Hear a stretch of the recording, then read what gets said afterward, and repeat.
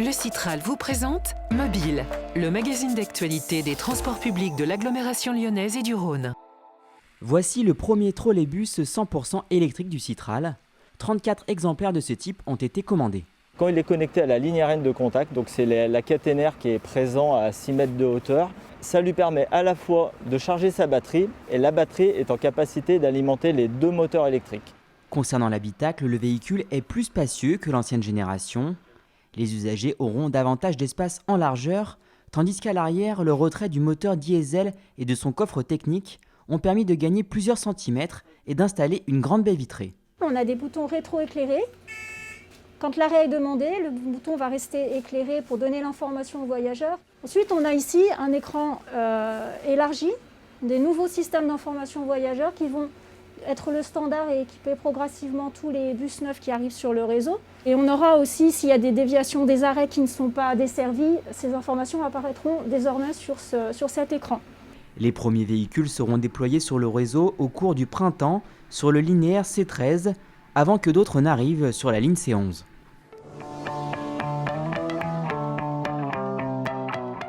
Annoncée parmi les projets du mandat, une ligne de transport par câble devrait faire son apparition en 2025 pour relier Francheville au secteur de Gerland en passant par Sainte-Foy-les-Lyons. Un mode de déplacement totalement inconnu des Lyonnais et qui suscite forcément des questionnements. Pour tirer au clair certaines réalités pratiques, nous avons interrogé Jean-Michel Latte, président de Tisséo, l'équivalent du Citral à Toulouse, où un téléphérique urbain doit être mis en service cette année. C'est un projet qui est silencieux. Le bruit ressenti par les habitants qui sont à proximité est plus faible que le bruit de la circulation. C'est un produit très écologique. On est en électrique. Et puis, le fait de passer par des pylônes, c'est un projet qui n'occupe que très peu de terrain. On a une occupation du sol qui est assez faible finalement. Il faut contourner la colline, passer par la rocade qui est très embouteillée. Et donc, on évaluait le temps de trajet à 40-45 minutes. Le temps de trajet par le téléphérique, c'est moins de 10 minutes. Une cabine toutes les minutes et demie. Et donc, on a fait ce choix avec une souplesse de mise en place que l'on trouve rarement dans d'autres modes de transport.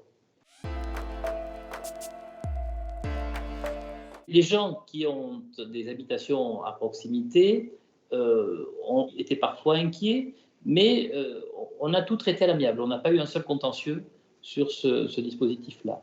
Le sentiment qu'on a aujourd'hui, c'est qu'il y a une attente et que les Toulousains sont déjà assez fiers de ce qui va être un bel outil de transport. Le Citral vous a présenté Mobile, le magazine d'actualité des transports publics de l'agglomération lyonnaise et du Rhône.